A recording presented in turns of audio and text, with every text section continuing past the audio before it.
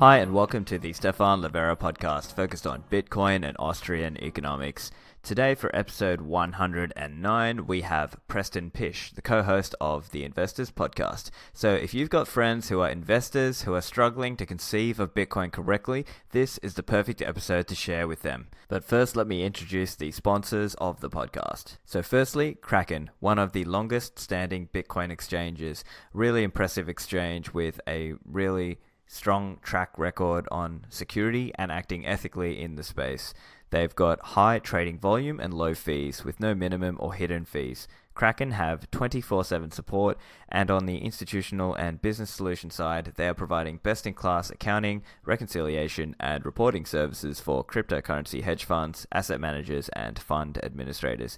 Kraken have an OTC desk. They offer 5 fiat currencies, and they also offer margin and futures trading. To learn more and sign up, go to the Kraken link in the show notes. Next, Unchained Capital.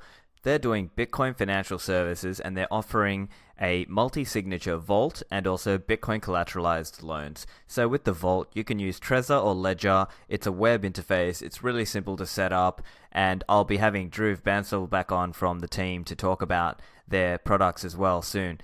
Unchained also offer Bitcoin collateralized loans, so you can get USD liquidity without selling your Bitcoins, meaning you don't trigger a capital gains event. So if you want to learn more about that and sign up, go to the Unchained Capital link in the show notes. Preston Pysh is a globally ranked podcast host of the Investors Podcast, and he's done his share of Bitcoin interviews with people like Trace Mayer and Tuur Demeester as well. He's also done some work on the Mayer multiple, and Preston has done some statistical work on this, so I'm sure you will enjoy this interview. Preston, welcome to the show. Hey, Stephen, just so awesome to be here. I love what you do. I love your work, and excited to be on your show.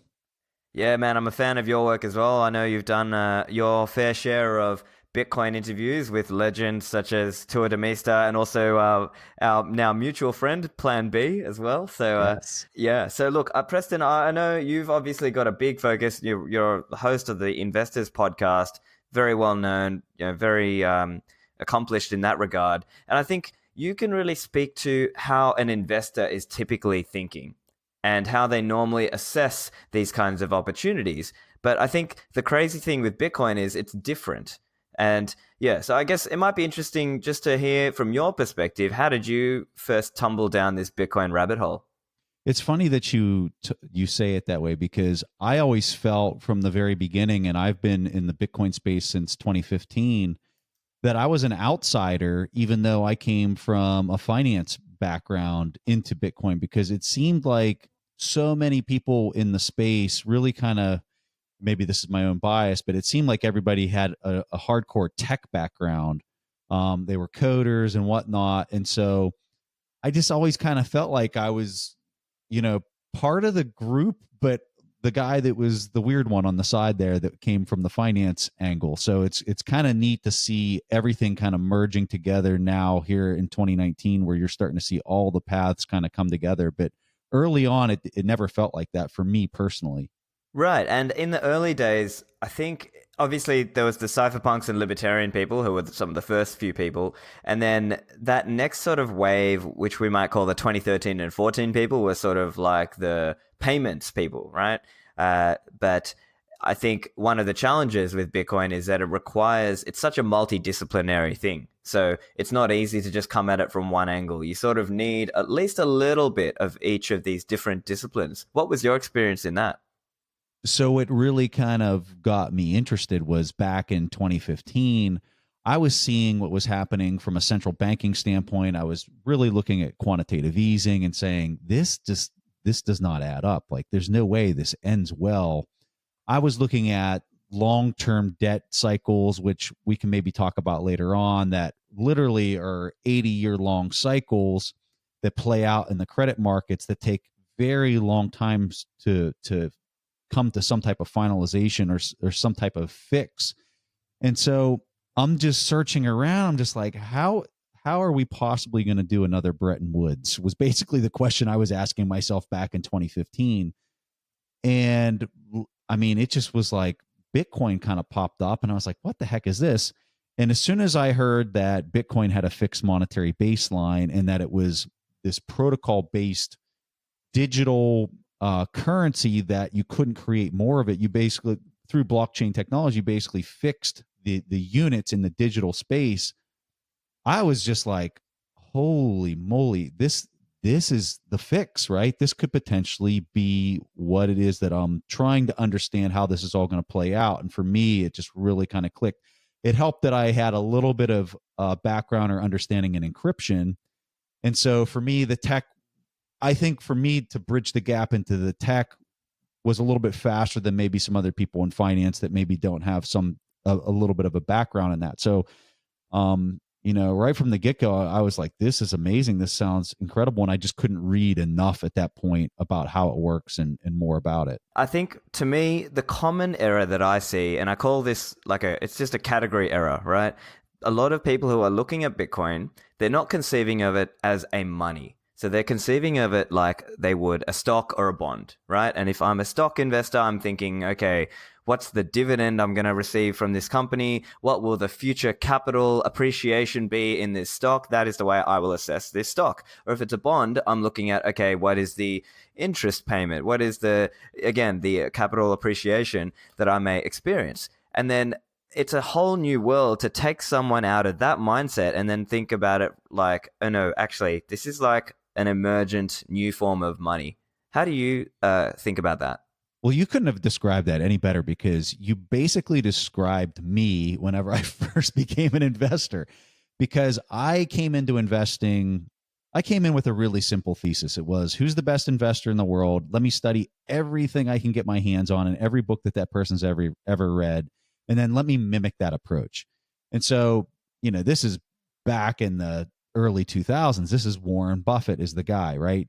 And he implements an approach called value investing, where you basically look at the future cash flows that a business could produce.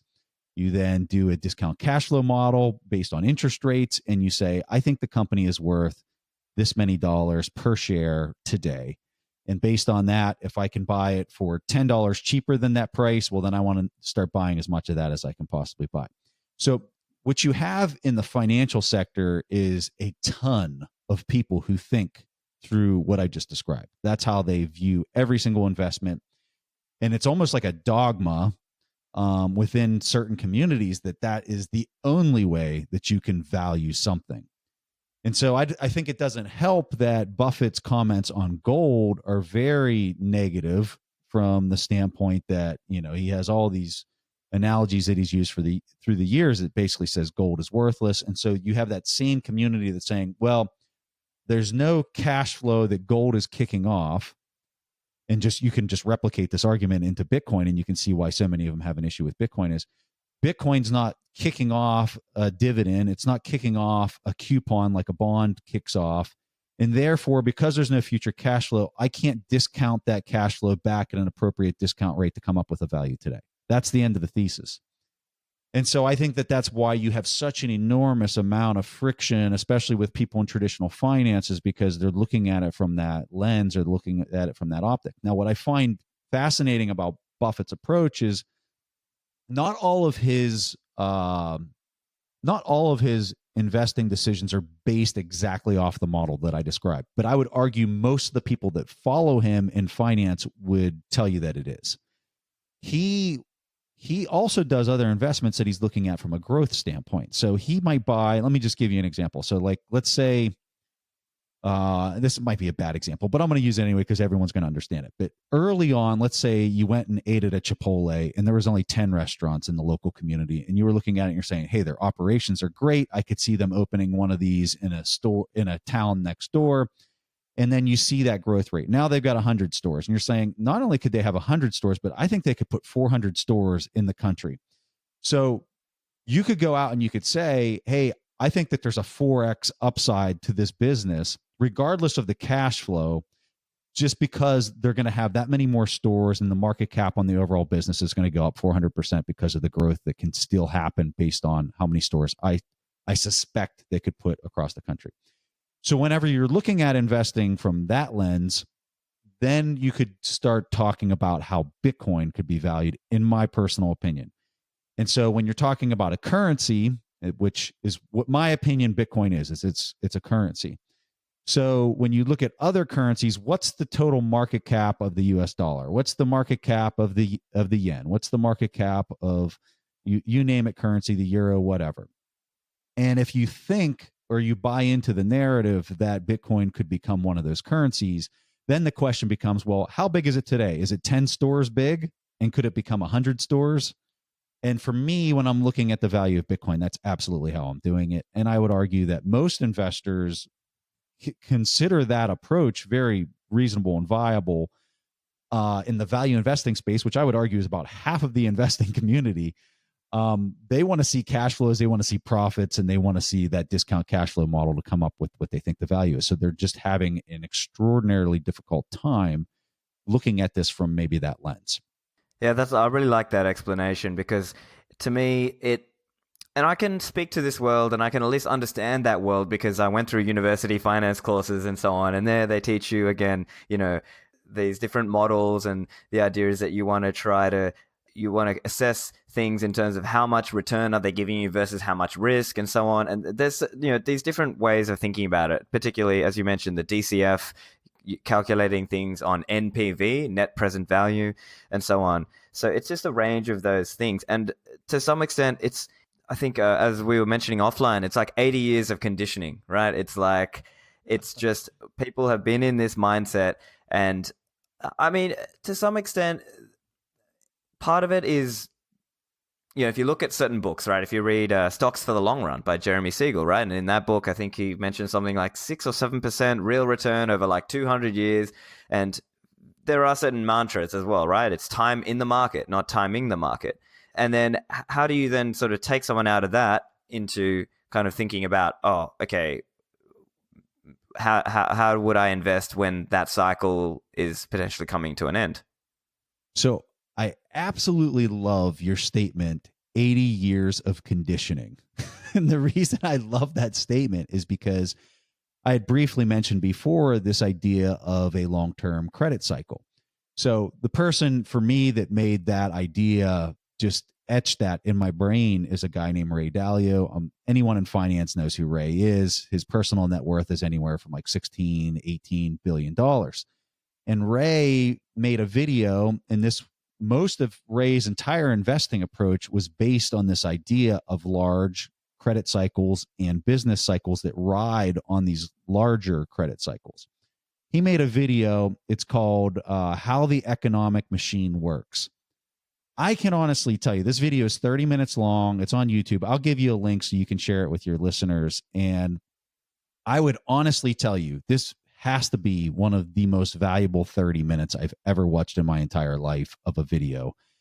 And it goes into detail and in a simple way for people to understand what in the world is happening in financial markets and why you've seen interest rates go down since 1981 consistently. And now the 10-year treasury went from 16% back in 1981. And now today it's at 1.7%, and why that is happening and why it's taking so long to play out. This video is amazing. But anyway, going to your point of 80 years of conditioning. So you have things like recency bias.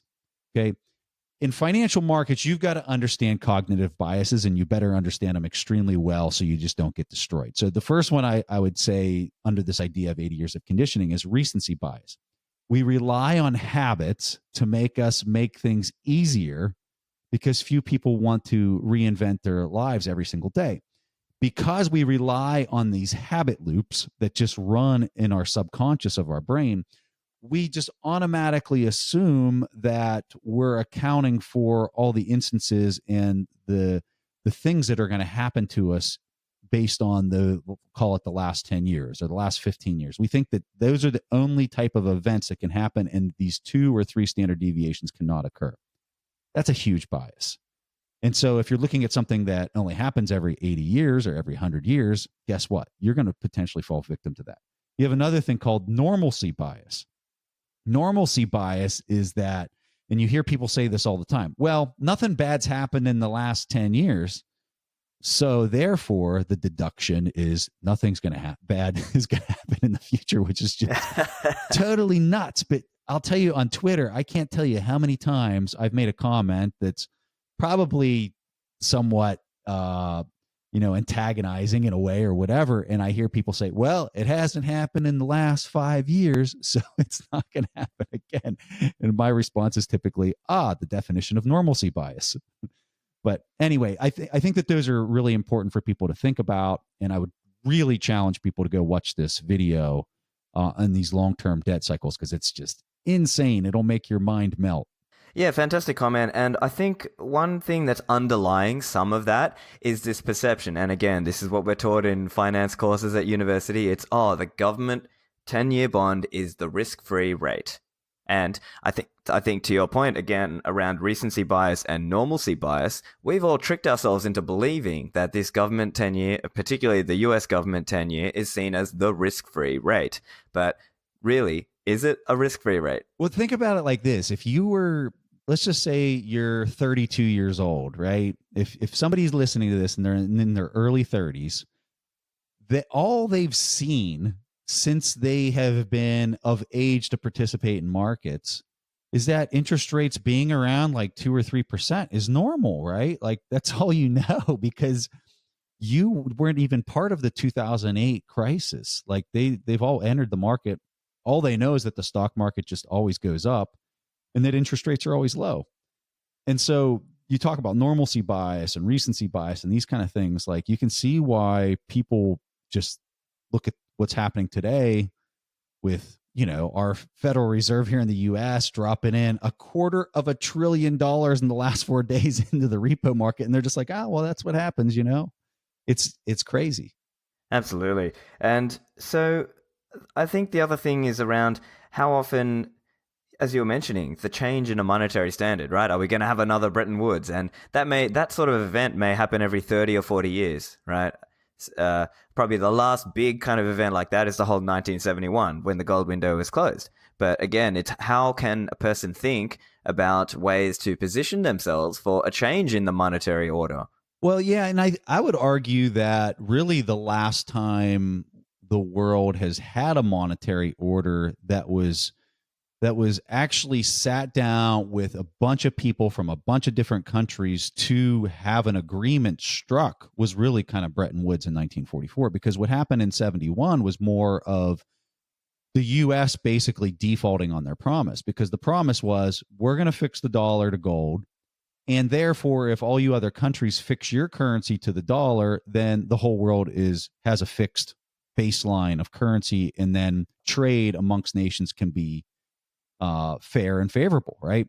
But through that time in 1944 up until 71, I would argue the adjustment of the money multiplier, and if you don't know anything about that, just Google it and you can kind of understand how a country can conduct monetary expansion but do it in a kind of a sly and sneaky way. Through the adjustment of the money multiplier up until we got to a point where we couldn't back it with the gold supplies that we had, therefore we had to come off the gold standard, was the breaking point. And then the narrative that was sold was, you don't necessarily have to have sound money. And that works as long as central bankers do not adjust and manipulate it slowly over time. But what we've had happen is that it has been adjusted and manipulated over time through the drop of the interest rate. And therefore you have what you have playing out. The default point comes when you can't go any lower than zero. So that works. You can come off of a gold standard. You could do it all day long.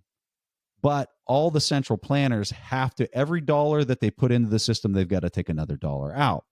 And they have to do this consistently over the long period of time. And that, in my opinion, this is all, Preston Pish's opinion, over time, they would put, $1 in, and they'd take 50 cents out, right? And they would do that slowly, and it happened so slow over decades that it never really seemed like it was a thing. And so you can see how normalcy bias, recency bias takes hold, because this is happening over an entire person's lifetime, that they're not noticing what's actually taking place. And what's taking place is you're seeing a very, very slow default. And once everybody's at zero globally across the board, and we're almost there, that's when you have everyone say, we need something that has a fixed monetary baseline. We need sound money. And so now what is that? And so that's to be determined at this point. Yeah, great points there. And one thing that commonly comes to mind or is often raised at this point is this point of, oh, aren't these people just a bunch of perma bears? Why are you always calling the end of, the end, the fire and brimstone? And, who's to say now is the time? Who's to say? Because, we've had, people who were calling the end in 2012, they were wrong for 6 or 7 years at least. So I think that's one challenge that someone who's listening might be in their mind thinking, well, okay, yeah, what we're doing now is not sustainable, but how do we know how much longer it could go? Well, and I think I love that point. And I think a lot of people that might follow my Twitter feed might think that I'm a perma bear or however somebody might classify it, when in all actuality, I'm definitely not. I've been participating in the markets the whole time. But I guess the thing that piques my interest is all the maneuvering and all the manipulation really is kind of what it is for me, because every time I see manipulation in the market, I want to say, hey, somebody's doing something that's not right, and I want to highlight it so everyone can see it. But I think when you're talking about the timing piece, I think that I really don't think that you're going to see a major catastrophic failure until you're truly at the point where all participants, all of these countries are at zero or lower. And I think even then, I think I could conjure up an argument on how central banks could still keep it afloat, even with negative interest rates. But in order to do that, they would have to remove all physical currency from the system, forcing people into digital currency. And even then, I think it's going to be hard for them to I think it's going to be extremely hard for them to control, because there's other options that now have entered the market in the private sector. Basically, I don't know if you'd call Bitcoin or any other cryptocurrency the private sector, but that's, I guess, how I view it, is you have this competition to government currency. And so that's why I don't know that they're going to be able to sustain it when it goes too negative. Yeah, that's also the other question as well. So, great point around the negative interest rates. And I think a common question that listeners might be thinking is, why are people essentially giving up their money to borrow, right? Or not borrow, rather, they're buying these bonds that they know they're going to lose money on. And the best or most coherent explanation that I've heard is that essentially it's a greater fool game. Bonds have an inverse relationship between the yield and the price. And because everyone just keeps pushing up the price, obviously that's pressing the yield down, and that's why we're seeing it push into negative. Is that explanation consistent with what you believe, or do you think there's some other explanatory factors around that? So your description of it being a greater fool's theory is 100% valid. Where I would maybe argue it a little bit differently, I think banks have to participate by law at this point. And that's where because you're not seeing a lot of the negative rates being pushed into the private sector beyond the commercial too big to fail banks. And so I think that's another factor that makes it so hard to understand the timing of how this all kind of plays out, because if the banks can kind of shield a lot of the negative interest rates from the private sector of how that materializes into people like you and me and how we borrow money, that's going to make it run even longer than I think some might expect.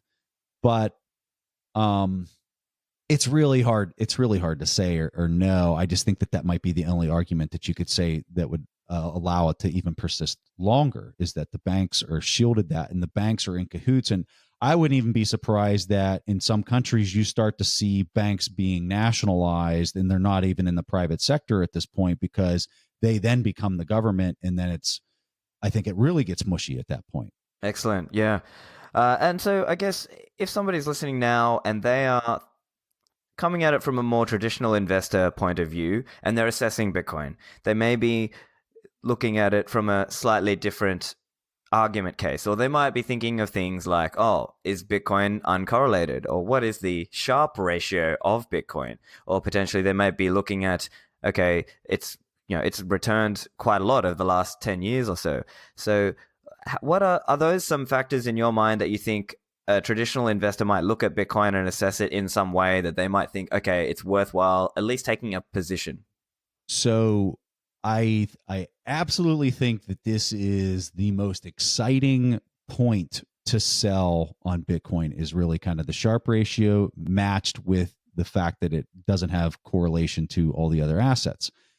I think where you're having trouble getting traction on it is, first of all, most people in finance do not understand this technology, and they don't buy into the idea that it's safe at this point because they don't understand it. You're never going to think something's safe unless you inherently understand how it works and how it functions.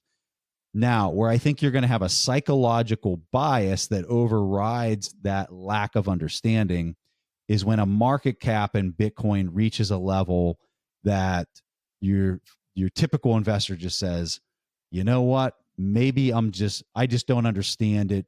Obviously, people do because the market cap's $1 trillion. And so then they're going to say, they're just going to default to the lazy part of their mind that says social proof has decided that this is something that I need to participate in.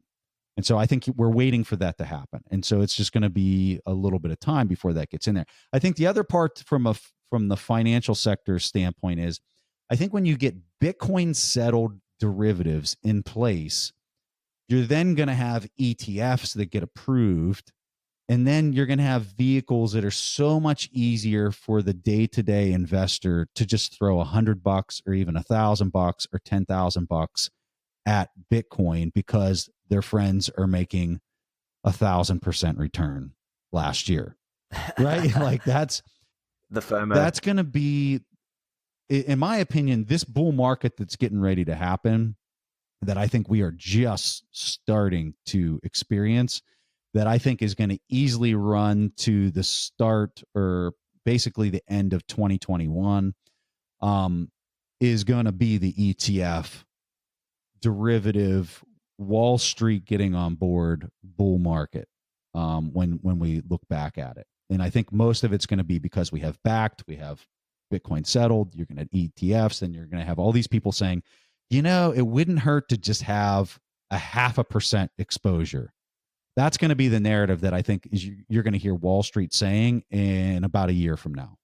Right. Yeah, it's fascinating how, because we're sort of a little more insider, or we have a little bit more connection with it, we're sort of able to see it beforehand. And part of it is that we realize just how small it is right now. And to the points you were making as well, it's also that point around career risk as well. So I think right now it's still seen as, Bitcoin's still a little bit of a weird thing. But eventually, once the first few influential people start getting it, eventually it hits that tipping point of the career risk goes the other way of, if you don't hold Bitcoin, now there'll be the question asked of, why didn't you buy something? Yeah, there's going to be a flippening. I mean, my personal opinion is that there's going to be a flippening of it, of that point of view. And I think that there is a lot of career risk for a lot of fund managers at this point, because truly, when you're talking about something that has a market cap of, call it $200 billion like Bitcoin is today, and you're calling it a currency, a lot of these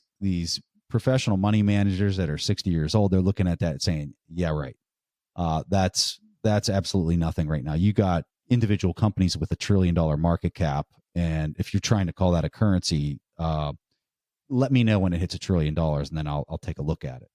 So, and that's a risk that they're taking, but I think that that's what they're defaulting at, is they're saying, I don't understand the technology. Wake me up when it's a little bit higher, and then maybe I might take a closer look at it. But I think the thing that, in my personal opinion, the thing that really got my attention was the Sharpe ratio. When I looked at the chart of the Sharpe ratio from 2013, and you're looking at something that has that high of a Sharpe ratio with no correlation to anything else, I'm just thinking, my God, that's the holy grail of an investment that I have ever seen. And I mean, it's not like the Sharpe ratio has outperformed in some parts of the year since 2013 versus other assets. It has absolutely crushed by a landslide every single other asset that existed since 2013. The US stock market, the commodities market, the bond market, any other currency, emerging markets. I mean, you name it, and Bitcoin has outperformed it without even a blemish of a day since 2013. So that's insane. Like, that's totally insane. And then you want to combine the fact that there's no correlation to anything. I mean, it's just like an investor's dream. I mean, it's indescribable. Right, yeah, and I think to me this I think Plan B has shown this really well on some of his graphics as well, where he shows things like what if you just did literally if you just did 1% Bitcoin allocation, 99% cash, and you still got better return for less risk than going a typical 60/40 stocks and bonds. And that So argument, in my opinion, is what in a year from now, if you see the market cap, I think if you see the market cap go over $500 billion, I think you're going to start seeing your smarter fund manager say, hey, I think even just 1% exposure to this is going to do wonders for your portfolio if this whole central banking narrative blows up. And I think that the insurance risk of putting 1% of your money in it is going to be the thing that just takes this thing to a whole nother level.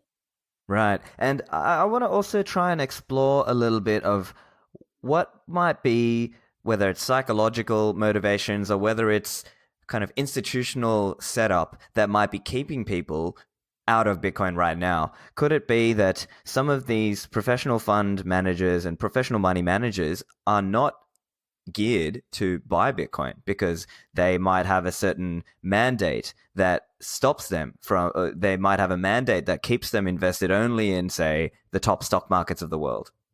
I think that's probably some of it, but I'd be willing to bet that how did you describe it earlier? The basically the ego risk, or the risk of people being worried that they would get it wrong, and then that being branded onto them is way more of what's keeping people out of it at this point.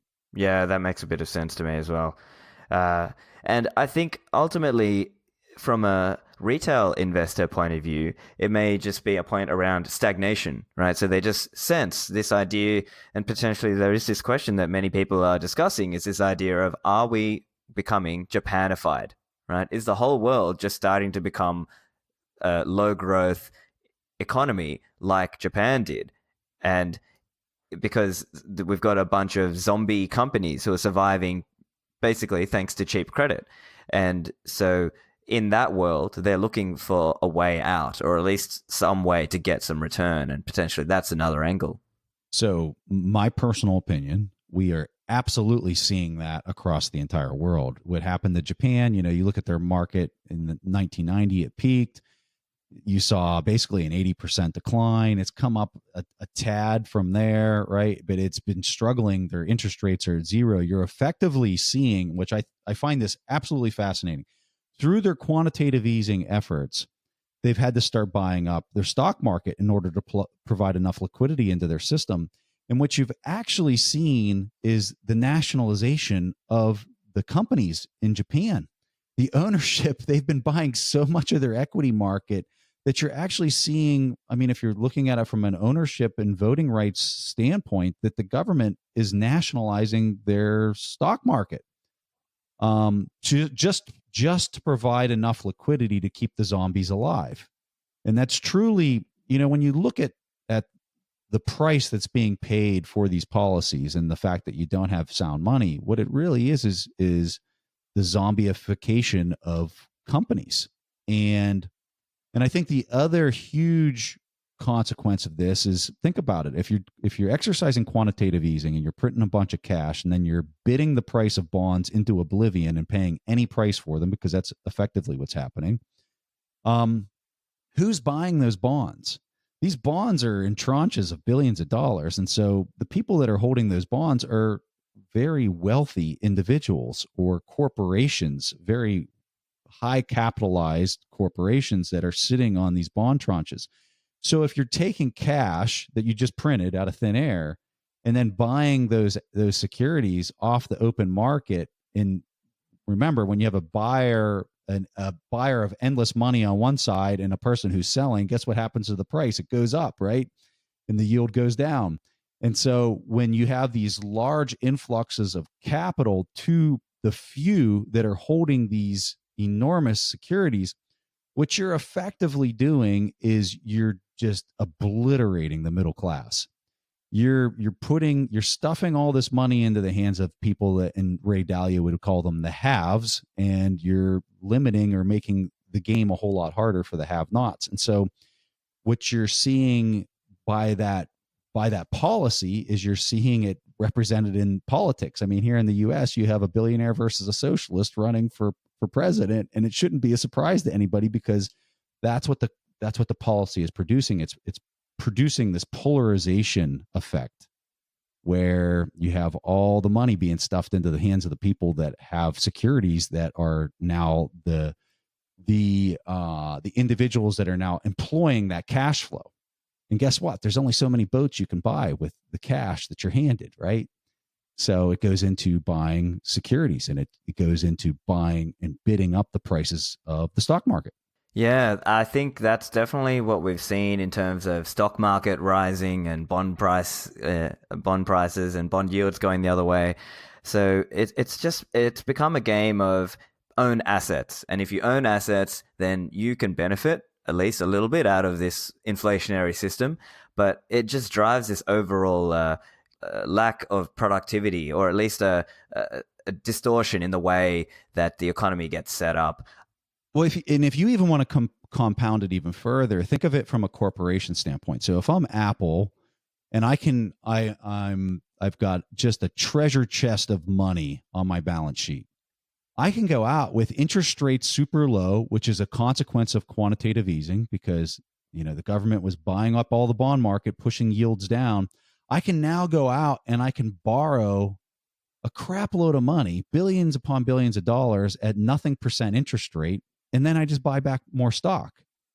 Because if my company is returning 10% annually and I buy back more stock, I'm basically providing a larger and more substantial yield to the few shareholders that continue to hold the stock, because I'm buying the stock from people that are selling. So I'm basically doing that same thing, but I'm amplifying it because credit is so cheap for the companies that have performed.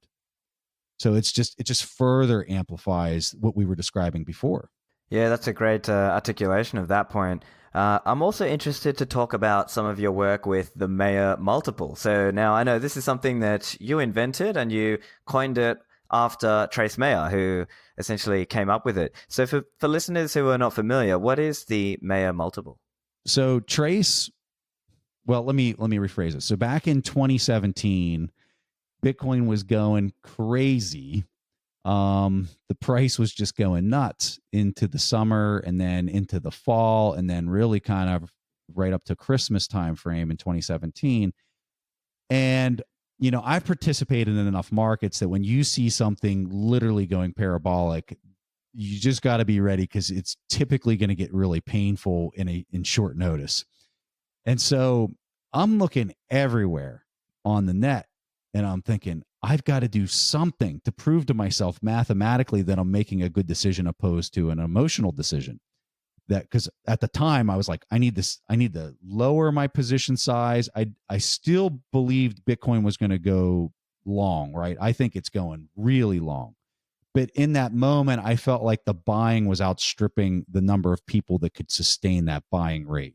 And so I felt like there was an opportunity for a short-term sell, which then I would try to re-enter the market. And so I was looking for anything I could find that had some type of statistical analysis or way of trying to value shorter term position or shorter term holdings in Bitcoin. And so I came across an article that Trace had written. And to be quite honest with you, Trace was a leading factor of my entry in the Bitcoin in 2015. And so I read an article where he was showing, hey, the current price compared to the 200-day moving average is a great way to look at whether it's overheated or maybe a great time to buy. But on the article, Trace only had, I don't know, he probably had 8 different examples in time that showed, hey, here's when it's high, here's when it's low. So I love statistics, I love math, I love numbers. And I was like, all right, I want to do this for every single day that Bitcoin is traded. And so I went and I just pulled some data and I ran a histogram on it, and I just plotted it, got a bell curve, and then just looked at, okay, what's in the realm of normal for this multiple and what's in the realm of 2 or 3 standard deviations. And what I found was what was published on our site. If you go to mayermultiple.com, it has kind of the way we were thinking about it. I'm really poor at updating it. And there's been a bunch of people in the community that have created tools now that automatically provide you the day to day of what the multiple is. But it helped me. I think I sold my position in December, probably 7th or 8th of December of 2017, which was, it was like $18,000 at that point. I then again used the Mayer multiple to buy back in that basically at the start of 2019, when it was at a 0.5. I reinitiated some of my position and I was able to buy it at $3,700 per Bitcoin. And I kind of suspect that the halving had a role in the timing of how it had to play out. I wasn't 100% sure after seeing, Plan B's work. Now it's just, for me, much more obvious than it was at the time, because it was a lot of intuition. It was a lot of luck. Let me emphasize that. What I did was a whole lot of luck. But I was able to use the Mayer multiple to help time the exit and the re-entry with Bitcoin. Now, I think it's important for people my opinion is I don't necessarily know that this next cycle, assuming we do go through another bull market, which I think we will, I don't necessarily think that I would sell on the next bull market, because I'm afraid that this could be a point where Bitcoin really kind of moves into a whole different level of how it's viewed as a currency, where back then I definitely didn't think that it was at that point. I felt that you had many more years ahead for it to kind of reach that status. And luckily that was a good assumption, because it could have been a bad assumption, I guess, at the time. But at the time, that was my opinion. Right. And I think perhaps you were speaking as well to this idea that at that point in 2017, we didn't really have Lightning Network going. We didn't really have all these ways to kind of easily transact back and forward. I mean, yes, there are on-chain transactions, but it just wasn't at the level, I suppose, in terms of broad mainstream understanding, acknowledgement of Bitcoin as a potential currency and as a potential money. Would that be your view? Absolutely. So I remember that December, I was at an Army-Navy football game. I'm in a box talking to a bunch of bankers, people that are very high up in the banking sector. So I went to West Point. These were alumni that were pretty accomplished alumni. And I remember I brought up Bitcoin and they just looked at me and almost laughed. They were just like, yeah, right. It was kind of like, right. Wait, are you kidding? Are you serious right now? Or are you joking? And I just kind of looked at them like, I'm kind of serious, I guess. And I think for me, that was really obvious that, this was not at a point where anybody was talking about it in a way that they took that serious. I find those conversations are very different now. I still think that they're not at maturity by any shape of the imagination, but I think maybe another year or two, it'll be an absolute, at a point where everyone absolutely understands what you're talking about. They understand the arguments. They understand whether they have a position or not is unknown, but they're going to look at it in a completely different light, in my opinion. Right. And I think what it would take is perhaps in the next few years, it start to be seen more like a competitor to gold, right? So people compare to gold's 7 or 8 trillion. They might think of Bitcoin in a similar way to that. And I suppose for it to really go to the full way, it would have to essentially get fully financialized, right? So people might even be thinking in terms of debt and credit in terms of Bitcoin, although I think my view is we'll see a world with a lot less debt and it'll be mostly an equity-based world. Hypothetically, if we get there and the world is operating on a Bitcoin standard, it'll be sort of very equity-based. What's your view then in terms of what might it look like in a few years' time once it's a little more developed? Will we see a little bit more of these financial products being commonplace?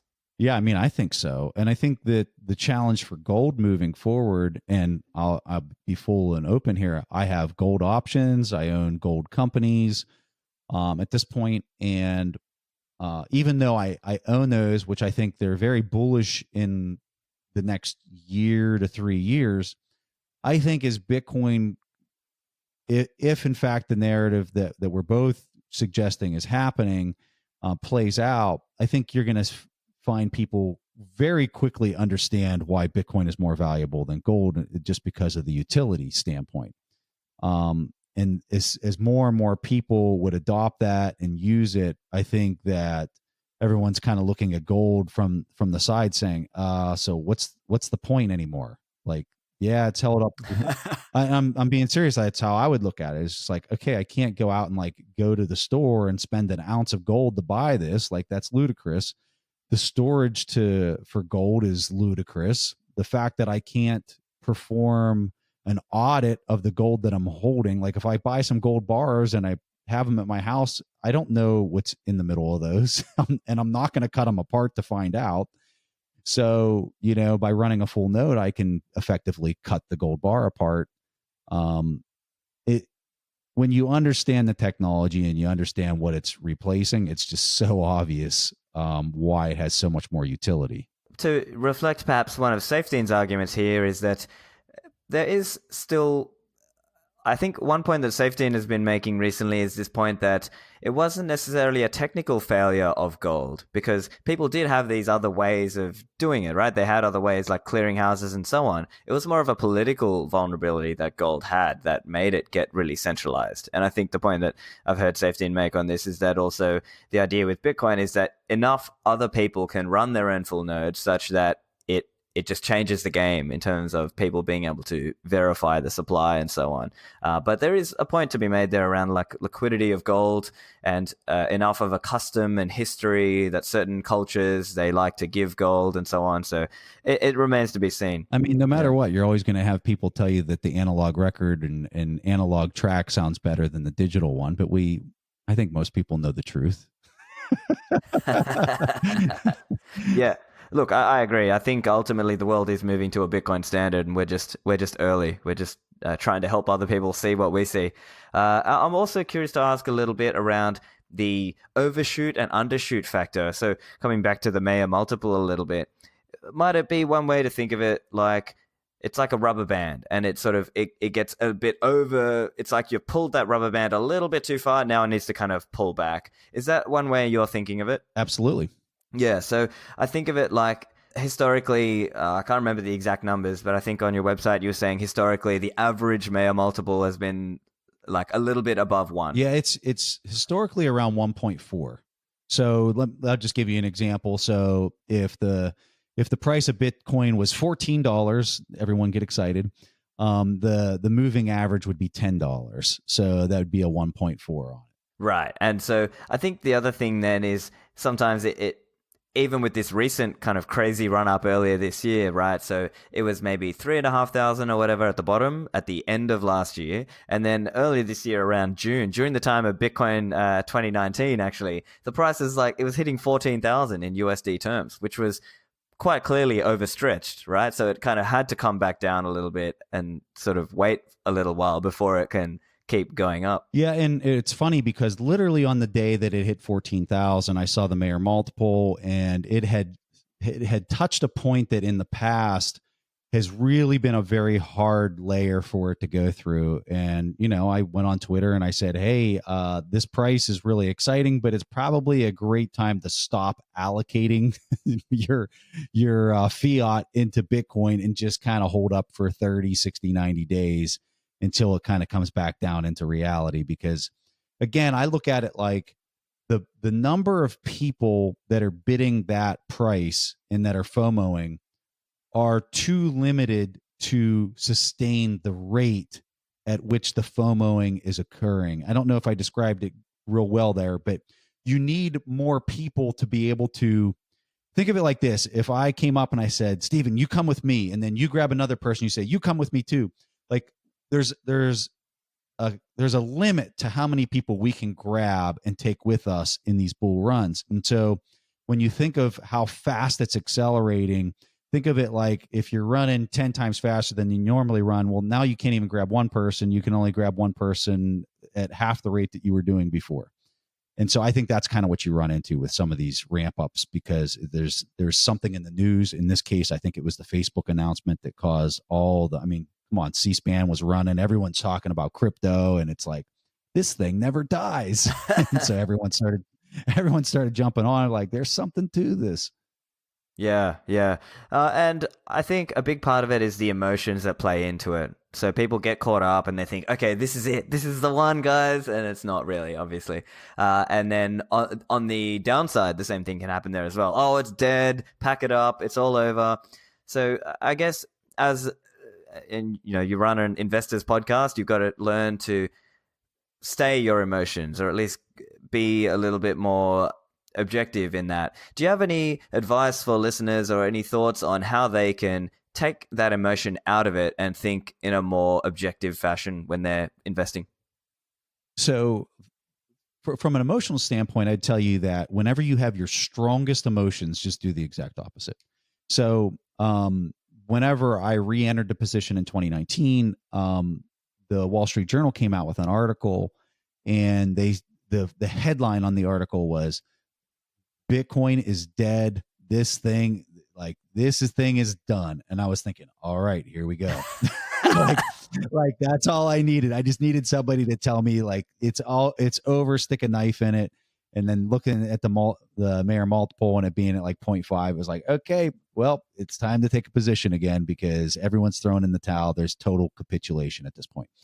And so that would be the opposite of how I felt. Now, even though that was what I did, that's not necessarily how I felt. I'm reading the article. I was like, oh, this isn't good. But this is typically when I'm right, is whenever I take a position when it feels so bad. And so on the other side, if you're taking a position and it feels oh so good, like you just crushed it, like you're up, I don't know how many percent, right? And the thing is just running, it's going parabolic. You're seeing the whisker just blowing out to the upside. You're seeing like $1,000 moves. I mean, this is a perfect example of what happened in the summer. I got on a flight. I think I was flying to like Texas or something like that. I got on the flight and it went from like 11 to 12,000. And I was flying with another person. I said, you watch when we land, it'll be 1,000 higher. And I said, and then it's going to peak. And so we landed and it hit 14,000. I said, it's not going much higher. This is it. And so sure enough, I mean, it just, because it just can't, it was like everything in me wanted to throw another, 30, 40,000 at it. Like when I got off that plane, but I knew that's the worst time to do something is when it just feels so good. And so just, you wait and you just you have to do the opposite of your extreme emotions. And I emphasize it with extreme because you're going to have these times when you're like, this feels kind of right. And it might be, but whenever it's extreme, that's when you do the opposite. As far as, I wanted to try to quantify it because you were asking for me to quantify it, and that's much more qualitative. I would tell you from a quantitative standpoint, the Mayer multiple helps a lot. Another tool that I've recently kind of started looking at is this idea of incorporating a moving average combined with an RSI, which is a relative strength indicator. For anybody that runs like a TradingView charting tool, you can pull these up. It's really easy. The RSI, you just click on there and it'll drop it in there. But I found that if you've never entered a position and you're trying to find like that perfect moment that you can take a position and not have your temperament tested, look for the price to be under the 50-day moving average and make sure your chart's in days. If you find the price under the 50-day moving average and the relative strength indicator, the RSI, is below a 40, kind of below a 40 or a 30, you're probably going to get a great price. And you're probably going to be able to enter the position and not really have to worry too much about feeling really bad in the next 10 days. Like you're probably going to enter the position and it's going to go in a very favorable direction for you. And for anybody that wants to kind of test that out, I'd tell you to plot 50-day moving average, your RSI, and look at when the price is under the 50 and your RSI is under, call it a 30, you're going to have a hard time finding that to be a bad entry point into Bitcoin. So if you're really nervous about it, I'd tell you to wait for kind of one of those indicators, which they'll happen. They don't happen a lot, but they happen every year.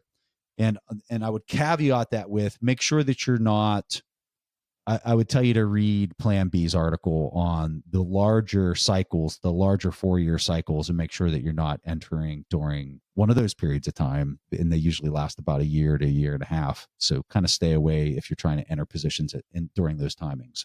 Right, yeah. And I guess, yeah, that's interesting ways to think about it. And I think, let me now just also represent the Bitcoin Tino view of no trading, and you should be very wary of any selling because the price might get away from you. And we're going through a historical time, and maybe one of these times it's going to come and you might think that you're selling out so that you can buy more cheaper, but actually it's going to get away from you, and now you're going to have even less Bitcoins. And if we're moving towards a Bitcoin denominated future, then you might be behind on that. What's your view there? I think that what you just said is probably the most important thing that was said during this entire discussion right there. And I'm not trying to say that for any reason at all. I just think that when you have something that has this much volatility, which it has 80% volatility in a single year, that it can go down. If you think you're going to trade that and outperform its sheer performance of 200% annually, you are absolutely kidding yourself. Like, you are totally kidding yourself. I would make the argument that it would be impossible to do. Absolutely impossible to outperform somebody who just has a buy and hold strategy. Now, I said that telling you that I sold in 2017, but when I bought in 2015, it was just it was a buy and hold strategy. I wasn't trading it day to day. The only thing I did was keep adding to the position.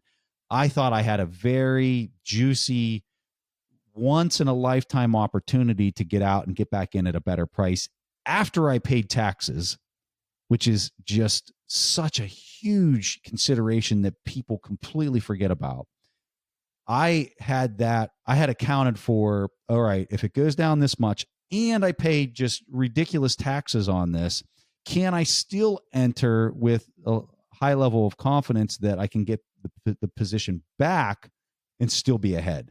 And let me tell you, that was still relatively hard to do. And I don't even know that it would be replicable if I tried to do it again. So your point of buying and holding, I think is just, boy, people, I love this Charlie Munger quote. And I know Charlie Munger is not a Bitcoin fan.